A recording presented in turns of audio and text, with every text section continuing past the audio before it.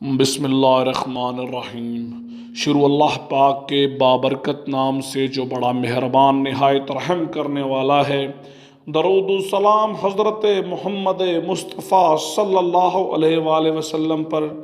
Islamic path tube channel پر آپ کو خوش آمدید کہتے ہیں کہ جیسا کہ آپ حضرات اس بات سے واقف ہیں کہ ہم اس چینل کے توسط سے آپ تک اسلامی کنٹینٹ بالخصوص خوابوں کی تعبیر پہنچاتے ہیں، تو آج اسی سلسلے میں حاضر ہوئے ہیں اور آج جس خواب کی تعبیر آپ کو بتائیں گے وہ ہے خواب میں زنجیر دیکھنا۔ تو حضرات گرامی، خواب میں زنجیر مختلف طریقوں سے یا مختلف صورتوں سے دیکھی جا سکتی ہے، جیسا کہ خواب میں ٹوٹی ہوئی زنجیر دیکھنا یا خواب میں زنجیر کو گرا دینا، اسی طرح خواب میں گردن میں زنجیر دیکھنا اور اس کے ساتھ ساتھ پاؤں میں خواب میں زنجیر دیکھنا۔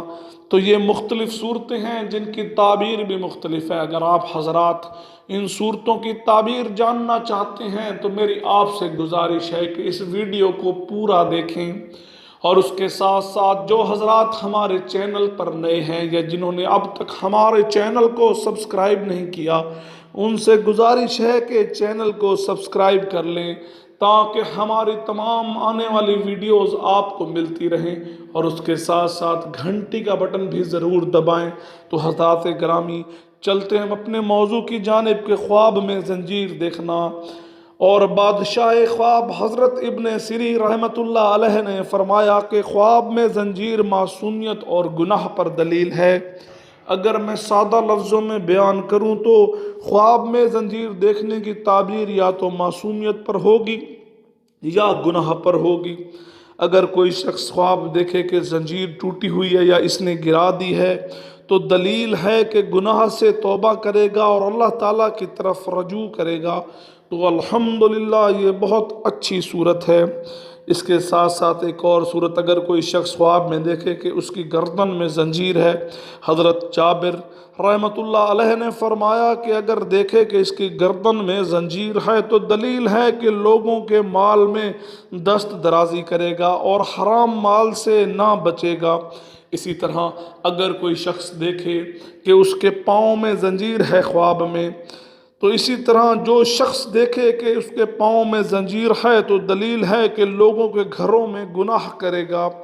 اور خواب میں زنجیر کا دیکھنا مرد عاصی اور گناہ گار ہے۔ حضرات گرامی، یہ جو آخری صورت ہے اس کی تعبیر اچھی نہیں، تو جو شخص یہ خواب دیکھے وہ اللہ تعالیٰ سے رجوع کرے، اپنے روز کے معمولات زندگی پر غور کرے، گناہ سے بچنے کی بھرپور کوشش کرے اور خدا کی قربت حاصل کرنے کے لیے صراط مستقیم اختیار کرے۔ تو حضرات گرامی، امید کرتے ہیں کہ آپ کو زنجیر سے متعلق مختصر جو صورتیں بیان کی گئی ہیں ان کی اچھے سے سمجھ آ گئی ہوگی، لیکن اگر کوئی اور صورت ہے جو آپ جاننا چاہتے ہیں اور اس میں شامل نہیں ہے تو آپ ضرور لکھیے۔